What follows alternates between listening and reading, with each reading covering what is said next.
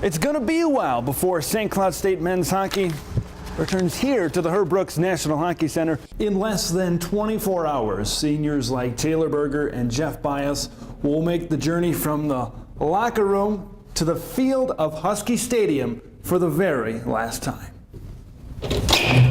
There's going to be no love lost on Valentine's Day as the Huskies travel up north to Moorhead, Minnesota to take on the Minnesota State Moorhead Dragons. What a game. Knocking off number 3 Northern State. What did you do in the first half to the second half to be able to turn it around? We have to play more intense. Guys, big game from her. Big game from the Huskies. Everybody's happy with the win over the third-ranked Northern State Wolves. Here's a news flash. LA Dodgers pitcher Clayton Kershaw is pretty good.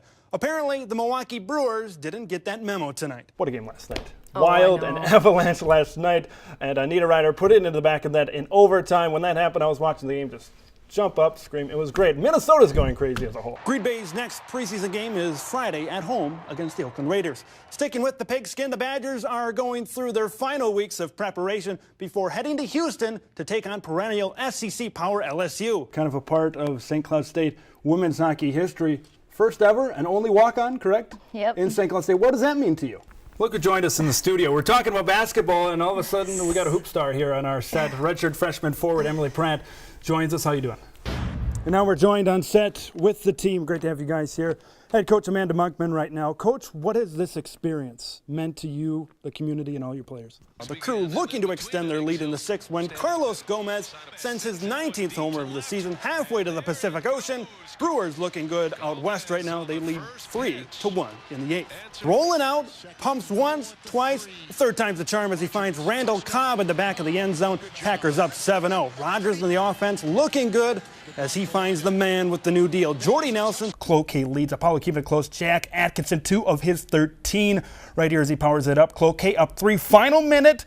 Atkinson out to Cole Johnson. Knocks it down. We're going to overtime. First period, Molly Illikainen with a triple deke. Gordon Bombay would be proud. Huskies up 1-0. SCSU on the power play. Snipers will snipe. Lauren Hespedide, she snipes to give the Huskies an early 2-0 lead. As a parent, letting go of your child for even a day is difficult. But when you're overseas serving your country, it's all you think about.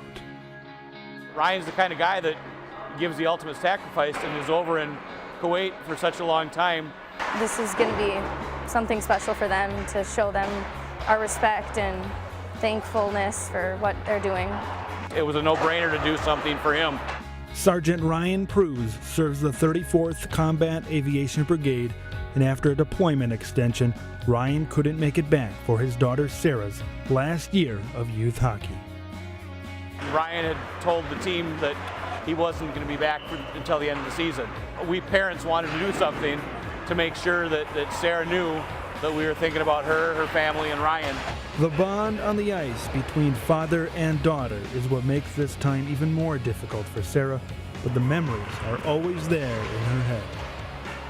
I liked going across the street to the rink, skating with him, and learning how to play hockey. He helped me learn how to skate and how to do everything pretty much out on ice. From the ice to the bench, the outpouring of support is felt on all levels when they don the 34s.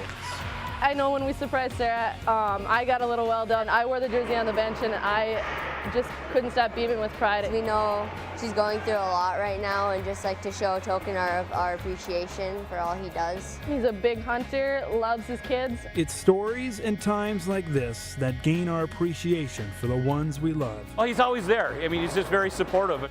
Because everything could change in a blink of an eye. If you're a small college football fan from Minnesota, you probably know who this is. Ignatius O'Shaughnessy's story starts in 1901 at St. John's. O'Shaughnessy, a star running back, played in the first ever Johnny Tommy game, in which his 76 yards propelled the Johnnies to a 16-0 victory. But one season is all we would see Ignatius in the red and white of the Johnnies. It was in these woods 112 years ago that Ignatius O'Shaughnessy created a rivalry that would stand the test of time. How did he do it? Simply by skipping out on prayer and having some beers with some buddies. Fast forward to January 1902. O'Shaughnessy and some friends skip a required prayer session and instead decide to take a keg of beer out to the woods to have a little fun. When they came back, they'd be caught red-handed. After Ignatius O'Shaughnessy was expelled from St. John's University the following day, he made a trip on the train down to St. Paul, but he didn't quite make it to downtown. He finally descended upon St. Thomas. Left, went on to St. Thomas, had great businesses and was very successful and gave money back, and now the stadium at St. Thomas is named after him. It's O'Shaughnessy Stadium. But this rivalry goes deeper than Ignatius O'Shaughnessy. There's been great games, great performances, but most of all, great traditions. Go back to 2003 because it was a game the year we won their national championship. It was the last game of the year. They played us really tough.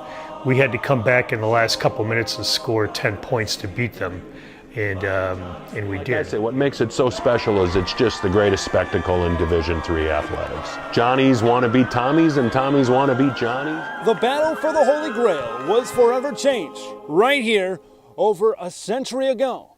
But if St. John's or St. Thomas, whoever wins, is anything like their predecessor, Ignatius O'Shaughnessy, they won't be drinking wine out of that chalice on Saturday night. From Collegeville, Minnesota, reporting for UTVS Sports, I'm Ted Leroux.